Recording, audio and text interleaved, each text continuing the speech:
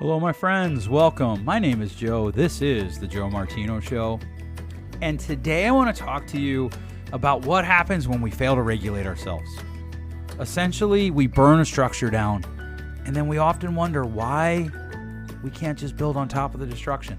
Let's kick it off. This is the Joe Martino Show.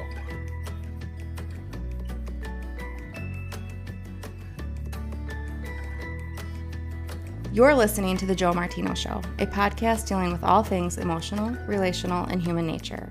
Joe is a licensed counselor in the state of Michigan, specializing in relationship therapy. He is also the author of the book, The Emotionally Secure Couple.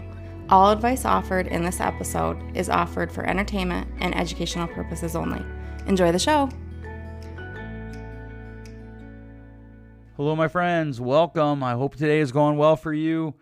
You know, I wish I had money, like real money, like money where I could afford to go to the band that wrote the song Welcome to the Jungle. And instead of it coming on and me saying welcome to the show, it would be welcome to the podcast. We couldn't be we've got fun and games. I guess we could do we've got fun and games.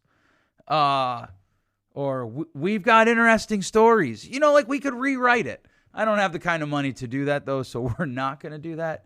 And by the way, if you're thinking he doesn't know who the band is, I do know who the band is. I'm just not sure how all of that works with copyright. So I'm not interested in getting on the wrong side of somebody wanting money from me that I don't have when they already have enough money, et cetera, et cetera. Not that I begrudge them their money. Anyhow, so there's my ADHD. I'm recording without any coffee in my system yet today, which is, as I've told you before, how I medicate my ADHD along with a color-coordinated task tracking system that I created. All right, and so what I want to talk to you about today, though, is not my inability to get bands to write music for my show. What I do want to talk to you about today is what happens when we burn the house down. And I don't mean that literally, but we are going to use the literal example of a structure burning down. If something burns down, what happens? Well, it depends on what happens. If it's a total loss, you still have to go in and you have to clean out the rubble. You have to clean out the destruction. You have to clean out all of the pieces left over. You have to go through and you're going to grieve and you're going to go through all of these emotions while you're clearing this out. Even if it's like I helped somebody one time clean out a pole barn. Their pole barn caught on fire and burned down. No loss of life. No loss of animal life, at least that we know of. Like certainly no pets. I was a kid, probably 13 or 14. So maybe there was a loss of varmints living under something, but that was it. And there was still a ton of emotions for them, and they had to clear out all of the old, all of the damaged, all of the destroyed before they could rebuild their pole barn. That's what happens when a structure burns down. And I think one of the things that people don't understand is that's what happens when you burn down the structure of your relationship in a moment of rage. And here's what I mean by that. I talk to a lot of couples that are in trouble, and the guy doesn't realize it because he doesn't understand the impact that his words have when he's mad. He doesn't understand the destruction that his words and behaviors bring when he's angry. And I'm not just picking on the guys here. Wives, this can be true of you too. It's just true of people, I think. People don't always, especially people who tend to get angry, they tend to not understand the destruction that their words bring. You know what? I should restate that. It's not people who get angry. It's people who fail to regulate themselves when they get angry. That's actually the distinction. They fail to regulate themselves when they get angry, essentially setting the structure of their relationship on fire, and they don't understand why their spouse doesn't trust them. I'm going to give you a perfect example here. And here's the example, and I see this time and time again. Let's just make up two names. Joseph and Mary are married. And Joseph tells her all the time how beautiful she is, except when he's mad. When he's mad, he says to her, "Oh, you're a cow." And he says really mean things to her that I can't say on this podcast because the FAA would come for me for vulgarity. He calls her names. And when she says, "Joseph, that hurts my feelings. I don't like that," he changes, right? So if he calls her the word for a female dog, instead of calling her that word next time, he says something super clever. quit acting like a female dog. Well, what? I didn't call you a female dog. I just said you were acting like one. No, ding dong. You actually called her that. You just dressed it up like a 3-year-old throwing a tantrum. And what you did was you set fire to all of the emotional security in your relationship. And then that night, you're going to be mad if she doesn't want to have sex with you. That's silly. It's just downright silly. And we can run it the other way too. Mary gets mad at Joseph because he said that he was going to clean out the sheep pen and he didn't on time. I'm making that up because Mary and Joseph from the Bible. Anyhow, right? And so Mary gets mad at Joseph, and what does she do? She calls him nasty words. She doesn't talk to him. She says hurtful things, and she sets fire to all of the emotional security that they have in their relationship. And then she's mad when he's not all lovey-dovey or whatever 3 hours later, 2 days later. Now, look, there's a guy on Facebook that somehow became my Facebook friend. I don't know how I met him. I don't actually know him, but it's my professional page. And by and large, unless I think you're a hacker, I don't decline you. Right? And so what he's doing is he's now an expert in relationships. For a while, he was an expert in how to build a business. Because he built the business telling people how to build a business. But whatever. Now he's an expert in relationships. And recently he reached out to me because, it says that I'm a professional counselor. He's like, why do you think it's easier to give someone the silent treatment than it is to solve the problem? And I wrote him back and I said, well, first of all, you need to know that the silent treatment is typically considered emotional abuse, which is another way that we burn the relationship down. We set fire to the structure, and then we get upset or we don't understand why the structure isn't there.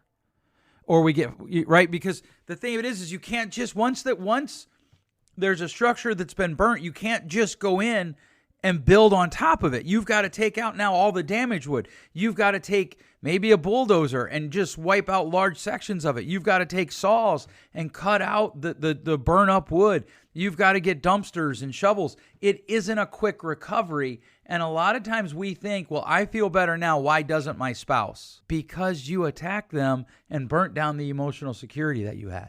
And let's not get it twisted. This is just not between people that are in a romantic relationship, dating or married. This is for kids. I talk to people all the time. I talk to kids all the time. They're like, dude, my mom is good 80% of the time, but the 20% of the time that she's bad, it's insane, and she's awful, and she's mean. And not shockingly, these kids are meeting with me because they're angry. My Christian friends, right, that go to church. Let me just ask you a question. Why are your teenagers leaving church? Why do you continue to let people lead ministries whose kids leave the faith as soon as they can? Because that's a telling thing. And probably, and I know that this is going to get me in a lot of trouble, but you got to say it. A lot of times when I talk to those kids, yeah, my dad did this ministry, whatever it was. But man, he complains all the time at home. He's mad all the time at home. He's angry all the time at home. He yells. When he gets angry, all bets are off. And here's what he's done. He's taken time, or she, right, because I talk to kids about their parents, their moms. They've taken the time to build this structure, and want some of the foundation is faith. Some of the 2x4s are faith. Some of the 4x4s are faith. Maybe the roofing structure is their faith is part of it. But then they go home and they get mad at their wife, or they get mad at their husband, or they get mad at their kids because they didn't clean their room, or my gosh, they were on their devices too long. They lose their mind, and they say things that they would never allow their kids to say. They would never want their spouse to say. When they're calm, they wouldn't say it. And they're hurtful things, but then they get all packed up and they go to church. And the kids find that incredibly hypocritical. The kids find that disconnect to be too big. And we gloss over it because it's just so hard for people to act the way they say they're going to act. It's just so sad. It's not that the kid's a victim. It's that the poor parent who lost his cool and said stupid things, he's the victim. He's the one I feel bad for. And if you believe that, I have a bridge in Brooklyn that I need to sell you quickly because I have a lot of people looking at it. So here's the thing. I want to be clear. I'm not saying you can't get mad. Anger is an emotion. It happens. Get mad. But if you don't regulate yourself, And by that, I mean regulate your behaviors. You're setting fire to whatever emotional security you have with your spouse. You're setting fire to whatever foundation you're trying to build with your kids. Don't be shocked when those kids grow up and they decide to leave the faith that you tried to teach them because it didn't really make that big a difference in your life, is how they're going to look at it. And if that makes you mad, too bad. And I say too bad because if you've been listening for any amount of time, you know that nothing can make you mad. I had a fun conversation with one of my daughters a few weeks ago. My wife actually had it on my behalf, but it was something that I said, and my daughter got very upset and very angry with me, to the point where I think the thing that I said that my wife relayed to my daughter was probably a little closer to home than she would care to admit. Right? And so she reacted with anger, which is her choice. That's fine. She wasn't unkind or mean. Which brings me to, okay, what do we do when we're angry so that we don't burn the house down? Have you subscribed to Joe's blog on spirituality yet? If you're interested in exploring the intersection of religion and everyday life, consider subscribing to Hiding Behind God at hidingbehindgod.substack.com. Joe understands that not all of his readers are interested in spiritual matters, which is why he maintains separate blogs. For those who enjoy his emotionally engaging content on various topics, you can continue reading on his website, www.joemartino.com, or subscribe to his Substack for more insights. Hiding Behind God on Substack is dedicated to discussions on religion, faith, spirituality, and their impact on our lives and psychology. This blog is also the foundation for Joe's upcoming book, Hiding Behind God, which explores the consequences of misusing God. Don't miss out. Subscribe now at hidingbehindgod.substack.com. Enjoy the rest of the show.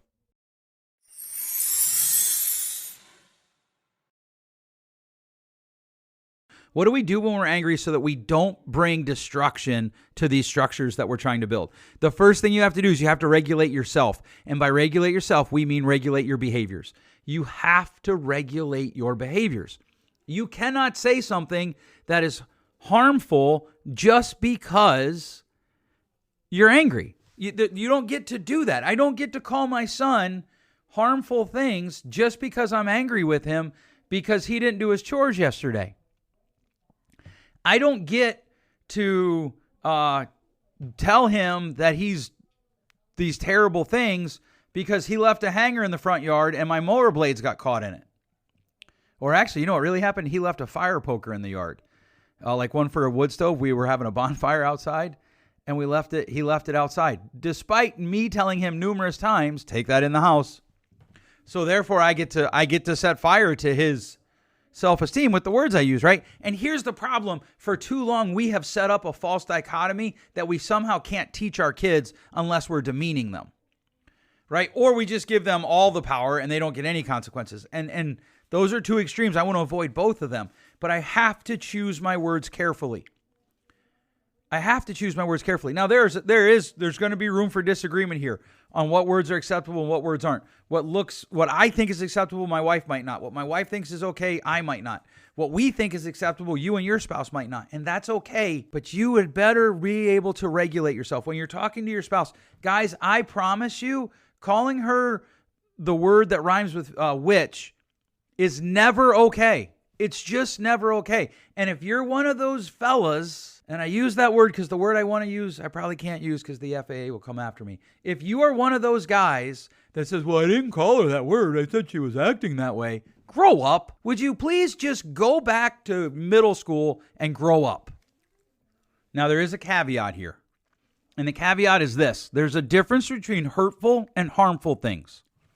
So if I go to my son and I say to him, Joey, you're being irresponsible by leaving this fire poker in the yard because it could have damaged the mower. It did damage the fire poker. It could have hurt someone. You weren't thinking of other people. And he's like, wow, that hurts my feelings. I'm okay with that. I'm okay with his feelings being hurt. If truth is being spoken to him, that is for his good. That's not harmful. That's hurtful. And there is a distinction there. I've talked about this many, many times.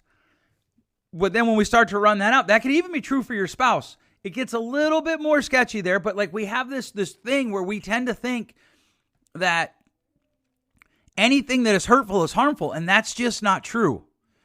there are hurtful things that are said for our good that are helpful. And I think about this one time when I was a kid. There's a guy, Frank Passetti, who was a youth volunteer with our church. And he said something to me, and I threw a temper tantrum after. I was 14 or 13, so age appropriate maybe. But it was just emotional immaturity because what he said was truth. I don't remember what it was. I just remember the temper tantrum. And by the temper tantrum, I just sat there and I was super quiet and I wouldn't engage. Right? And we do that. We have to distinguish between the two, especially when we're talking to our kids, certainly when we're talking to our spouse. Because here's the thing. While guys like to use the word that rhymes with which, ladies, I hear too many of you saying mean things, and you're confusing the ability to say mean things with being empowered. I'm just an empowered woman. No, you're being mean. No, I am speaking my truth. No, you're being mean. Well, how do you know my truth isn't mean? Oh, okay. Like, we could run that out in all sorts of ways that would probably get me canceled. So we won't today.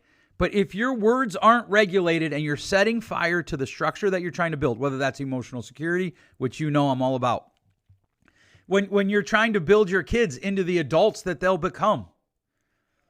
Kettering, my favorite quote, I've said it in time and time again. All men, and he meant women too, all people must recognize that their children will follow their advice and rarely their words. So we have three things running here, right? We're going to regulate ourselves. We're going to regulate our behaviors. And what does that mean? And that's where 2 and 3 come in. We're not going to say harmful things, but we are going to speak truth. I've been reading a bunch of biographies. About successful business people. And over again, one of the things that their employees talk about is they spoke blunt, simple truth, and their employees loved it. Now, there's certainly people like, no, they were mean. They hurt our feelings. But like Michael Jordan, I'm rewatching The Last Dance because I think Jordan, there's a lot that I think Jordan can teach us, both good and bad. But one of the things that his teammates say is he spoke blunt truth to us. Here's the standard. If you don't like it, leave. And I'm all about speak truth to your kids. Speak truth to your spouse. If your wife told you she was going to do something and she didn't, you're allowed to say, that hurts me. I find that frustrating. I'm disappointed, whatever it is. If your husband said he was going to do something and he didn't, you get to say all those things. If your husband hurt you, you get to tell him, when you did that, I was hurt. I felt pain, right? But you don't get to be mean just because you're hurt. And if you're a parent, you're not going to actually shape an adult that you want to be around if you convey the message on repeat that it's okay to be mean because you're mad. But you're also not going to cause your child to grow or your spouse to grow. And part of the reason I believe we're in a relationship is because we can sharpen each other. We can help each other grow if you don't speak truth. So speak truth. Call your spouse to better. Call your kids to better. Call your friends to better. But do it kindly. But kindness isn't nicest. I just read a book that I'm debating doing a book review on because I think it's going to be the next great book, air quotes, to run around the church. And one of the things that they do in the book that annoys me is they confuse niceness and kindness. And as you know, those are not the same thing. But love is always kind. In fact, the Apostle Paul wrote in 1 Corinthians 13, love always protects. And there's a lot of debate about what that means. And I clearly don't have the time to get into that today. But I will tell you that one of the things I believe it means wholeheartedly, and I can pretty easily defend, is just because you're angry doesn't mean your words shouldn't protect. Doesn't mean your words shouldn't protect the heart of your spouse. It doesn't mean your words shouldn't protect the heart of your children. And look, I get it. I have guys tell me all the time, you don't know how hard it is. Look, I know how hard it is. I am middle-aged. I have 4 children. 3 of them are grown adults. I have laid awake at night wondering how I'm going to pay bills. I have laid awake at night worried that I was going to be homeless. Do not come to me with that hogwash. Well, you don't understand how bad it is and how hard it is, and I just can't help myself. I just call my kids names. I just call my wife names. Shut up. Just stop. Stop talking like that.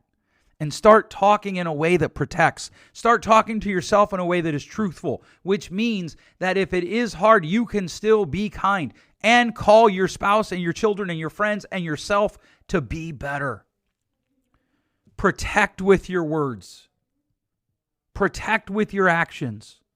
And then the last thing is apologize and change. I met someone for the first time last week that they don't believe in asking for forgiveness in a family unit. I've never run into that. I don't know what to do with it. Eventually, I'm going to blog about it, and I'm going to probably podcast about it. But until I do, I got to tell you, it's important that you apologize and change. It probably begs a good question. What does it mean to apologize and change? Well, first of all, it isn't, okay, I'm sorry I was mad at you. And this is one I hear from parents a lot, and it drives me crazy. I'm sorry I said this stupid, mean, horrible thing to you, but it's your fault, really, because you made me mad. Now, they take out that middle part there where I said, but it's your fault, really. But that's what they imply, because what they say is, oh, I'm sorry that I said these things to you, but it's just because I love you and you made me mad. It's insane to me. It's literally insane. Right? So here's a good apology. I'm sorry I said or did, blah, blah, blah, whatever you said or did. I was wrong. Will you forgive me? Because that takes humility. And humility is a cornerstone to healthy relationships. If you want to build, sticking with the building structure, if you want to build a good structure, humility has to be a part of it. It has to be part of it.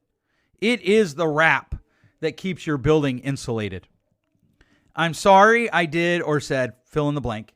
I was wrong. Will you forgive me? And if necessary, and sometimes I think it is necessary, this is how I intend to change. And then you wait, because they might not forgive you. But if you want to see your relationship with your kids improve, that's what you do. That's how it goes. All right, so we need to stop burning these structures down. We need to stop setting fire to things. We would never do that to our house, right? Right now, my wife and I, we're talking a lot about the different things that we're trying to do to improve the quality of our house. But we don't ever talk about, you know what, we should just burn it down. I mean, I'm sure that there are people that joke about that. But you don't actually do that. Well, Joe, that's because it's illegal. Right, but it also comes with a very high cost. Even if it wasn't illegal, there's a cost to it. And that's what we do to our structures. That's what we do to our relationships. All right, so we're going to regulate ourselves by not saying harmful things, but speaking truth. We're going to protect. We're going to apologize and change. If you found this helpful, I'd love for you to share this. Reach out to me. Tell me what you liked, what you didn't like. That's great. But seriously, if you can share with your friends, one of the best ways that I can help more people. All right, thanks so much for listening. We'll catch you next week. Thanks for listening. If you enjoyed today's show, please share with a friend. And hey, give us that rating in your podcast store. Until next time, change possible.